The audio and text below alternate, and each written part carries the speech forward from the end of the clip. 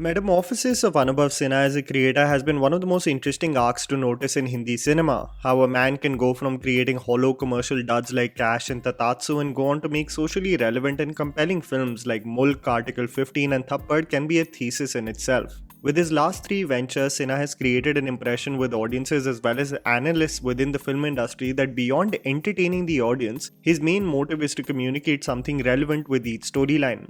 Anek with Ayushmann Khurrana this year aims to do the same. While the film is sandwiched between two big weekends and comes in the same week as a behemoth like Top Gun, it will attempt to have a life of its own if the word of mouth does wonders for it. Doubling down on the concept of what it means to be an Indian, the film takes multiple characters and provides how the connotation of one's loyalty towards the country oscillates dependent on one's experiences and goals. You have Idu, played by Andrea, who is a boxer and has aspirations to be a part of the Indian national team. Her father, Wangnao, played by Mefal Utsal, a teacher by occupation but who secretly works with a rebel group functioning against the government. And Joshua, played by Ayushmann Khurrana, who is a secret agent privy to the complexities that come with the local population and is consistently put to test with respect to what is morally correct versus what his job entails. The film highlights the complex history of several states from Northeast India and specifically takes inspiration from several real accounts from different states. For some reason, this movie clubs the entire region together as one state, portraying their tumultuous relationship in context to the mainland. Is the film informed and nuanced with its approach to the several states in the northeast of India, or is it preachy and simplistic in its portrayal of a rather nuanced subject? Let's get to the same. Here's me telling you the good and bad aspects of the film so that you guys can ultimately decide whether to watch Anek in theaters or not. The good. Some performances. Ayushmann Khurrana is at the helm of affairs in Anek as the secret agent torn between understanding the sentiment of the citizens versus being an executioner to orders by the government. He puts forth a convincing performance as Joshua, but it isn't a performance that he will be remembered for. Seeming like he has a perpetual cold or having withdrawals from sniffing substances, we never really know who he is or even a glimpse of his vulnerability. Andrea Kevichusa as Idu tries her best in her debut appearance. She's charming in moments that are primarily carefree but misses the mark when the written material demands from her some gravitas or emotion. It is the characters of Wangnao and the mother, Emma, managing the cafe that really put forth an impression from the supporting cast of actors from the region. If one really wants to think of a standout performer in this film, it has to be Manoj Pava, brilliantly balancing the posture required in the public eye versus the dirty work that needs to be done behind the scenes. Him playing football with the locals and attempting to have dim sums for a photo opportunity accounts for the veteran just doing what he does best. Sinha's trump card seems to be Manoj Pava sir, and he is the highlight of the film.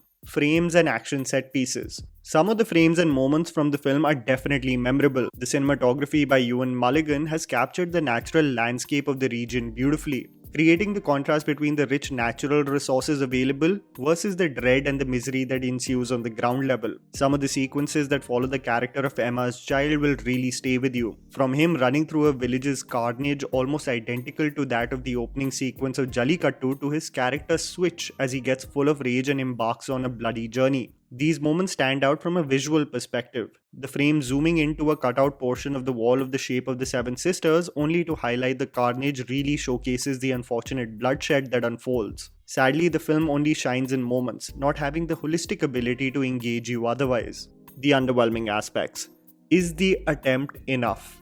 The trappings of the criticism that comes with such films is that one expects people to give creators a pat on the back for simply trying to explore something that hasn't been done before. I expand on this point because I think it's important to acknowledge at least what Anubhav Sinha attempts to do with Anek, but leave it at that because merely attempting something different shouldn't allude to one singing praises for a film. The praiseworthy attempt by Sinha includes the choices he has made in terms of casting. Most of the extras have been cast from regions of Assam and Meghalaya, and the film's major portions have essentially been shot in these regions. The supporting characters also fit right in of how the storyline progresses, and if one debates about representation in Hindi cinema, Sinha and Anek is a classic case of getting that right. When it comes to exploring themes and the conflicting history of the unsaid territory in the film, I feel the creator falls terribly short in exploring the thorny details that would have made the screenplay more engaging. The film clubs the northeast part of India together for convenience, so much so that the number plates in each frame write NE at the start.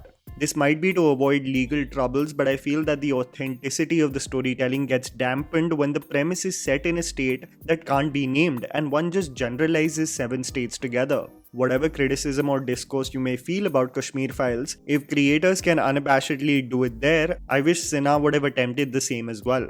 Checking off all boxes forcefully.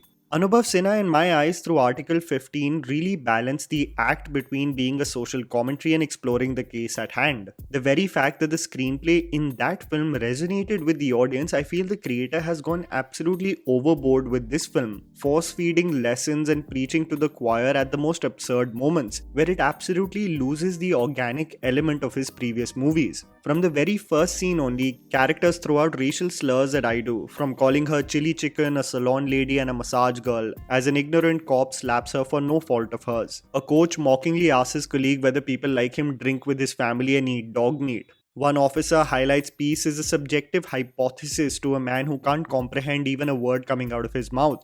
All account for conversations that may be necessary to highlight but seem abrupt and odd when placed in the screenplay of the movie. They individually work but not in the film. The clip that went viral of what makes Indians Indian versus separating dependent on regions and dialect is placed after a gun battle and comes out of nowhere.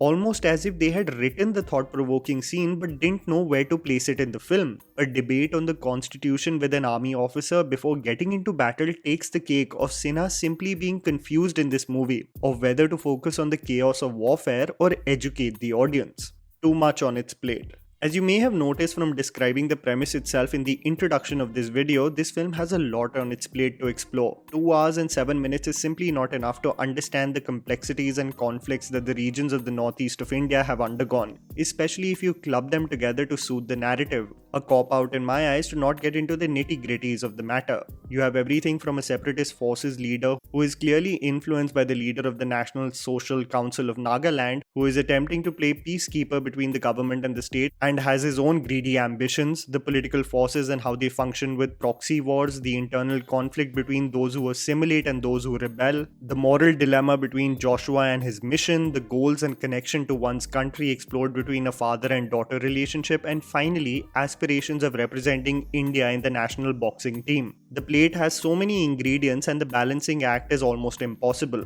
The film suffers because of this, leading to dividing your attention between the mission at hand and a boxing match in its penultimate stage. The film can be lauded in its intent and what it attempted to do, but its lopsided approach in constantly educating and sometimes lecturing its audience weighs down the otherwise interesting narrative of a region riddled with conflict with decades of context that is barely provided. I had really high hopes from Anek after watching the trailer, but this one is definitely a case of a creator getting lost in his own sauce of messaging versus storytelling. And that was the video, guys.